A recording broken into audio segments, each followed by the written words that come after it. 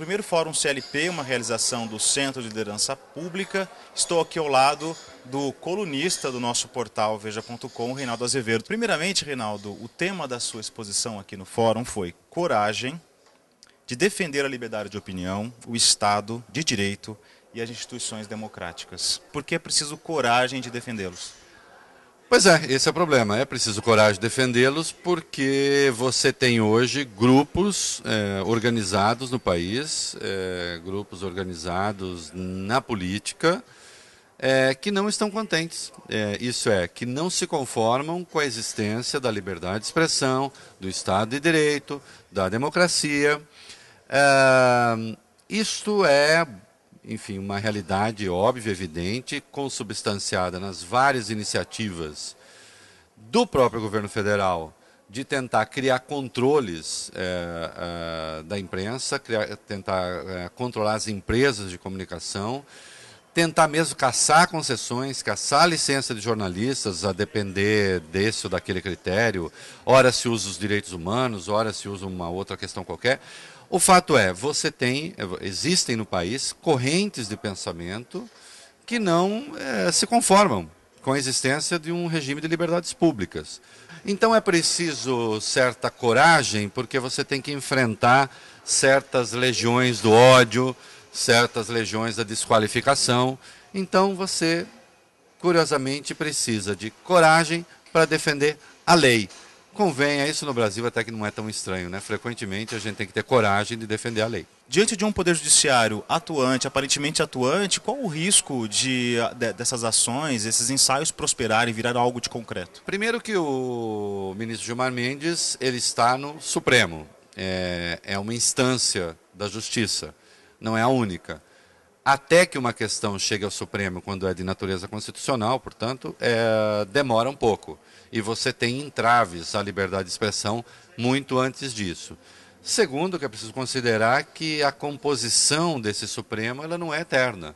Não é? A depender, é o presidente da República que faz as indicações. Né? A depender da eleição desse ou daquele, evidentemente você pode, com o tempo, ter um Supremo com uma outra composição diferenciada, e nem sempre tão atuante na defesa de determinados valores. Isso, evidentemente, pode mudar. O que a gente precisa matar na raiz, né, o que precisa ser combatido na raiz, é a tese, é a suposição, é a ideia de que podemos conviver com menos democracia, de que, sob certo ponto de vista, a democracia é ineficaz, de que a democracia é inútil, que há caminhos mais curtos para resolver os problemas que não aqueles propostos e reconhecidos pelo regime democrático. Com essa cultura preciso acabar, para que questões como essas nem precisem chegar ao Supremo. Não é? Me incomoda um pouco que tenha e que haja tantos juízes defendendo valores que são valores óbvios, que deveriam ser defendidos por nós mesmos. Né? Que nem precisariam, questões que nem precisariam chegar à justiça. Infelizmente tem chegado. De qualquer modo, reitero, o Supremo tem representado a defesa efetiva dos valores da democracia brasileira. No campo da política externa, o Brasil ele tem diversas atitudes de aproximação com governos não democráticos, né, governos antidemocráticos, e como no caso da Venezuela, agora recentemente o vexame que a gente protagonizou, tem protagonizado em Honduras e na relação com o Irã, por exemplo, e tal. São seguidas derrotas do presidente Lula e também do Celso Amorim, e mesmo assim não há pelo menos nenhuma sinalização de mudança. Isso algum dia não vai cair por terra, não vai ter uma flexibilização com relação a essa estratégia que tem se mostrado aparentemente derrotada? Não, até que for esse o alinhamento do governo. Se o Serra se elege, eu acredito numa nova inflexão da política externa que eu chamaria mais civilizada e mais atinada com a democracia e com os regimes democráticos. Caso se eleja a Dilma, a política externa continuará a ser essa. Ela é um fracasso retumbante. O Brasil como país tem perdido batalha após batalha? Tem.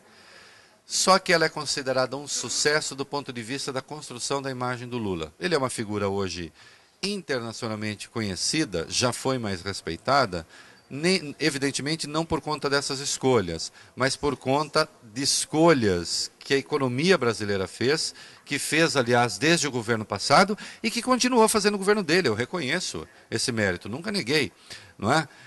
Então, por isso, porque o Brasil teve e tem tido um bom desempenho nessa área, é sim que o Lula é respeitado lá fora. Não tem nada a ver com as barbaridades que o Brasil tem protagonizado na política externa. Muito ao contrário, isso tem nos diminuído. Isso tem dificultado o caminho do Brasil rumo a fóruns mais importantes. Então, é uma coisa curiosa que a política externa atualmente é uma política externa contrária ao esforço de ter um assento no Conselho de Segurança da ONU. É por isso que eu vivo dizendo que esta relação do Brasil com o Irã, ela me é, ademais de toda a estupidez que está posta aí, ela me é suspeita também. Porque eu acho impressionante que o Brasil tenha feito escolhas que são escolhas que o distanciam de uma vaga eventual, ainda que difícil já era, no Conselho de Segurança, uma vaga permanente no Conselho de Segurança, né? Porque é uma operação complicada, tem que ampliar esse conselho, são só 5 vagas, etc. Veja, chega a ser incompreensível essa escolha brasileira, a menos que haja outras coisas aí a serem discutidas. Mas, às vezes, a impressão que eu tenho é que o Brasil está, e o governo brasileiro está, discutindo o próprio programa nuclear, e não exatamente o programa nuclear iraniano, né?